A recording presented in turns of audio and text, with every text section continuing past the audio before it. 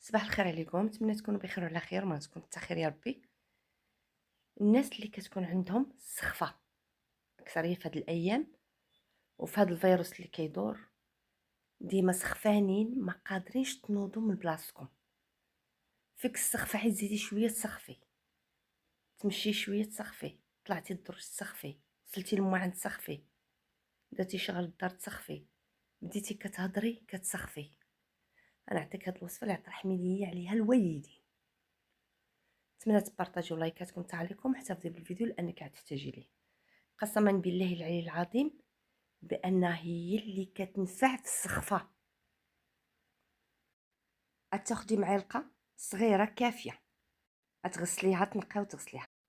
هنايا خدنا معلقه غسلناها، غادي نديروها في هذا الكويس، غادي نكبوا عليها الماء طايب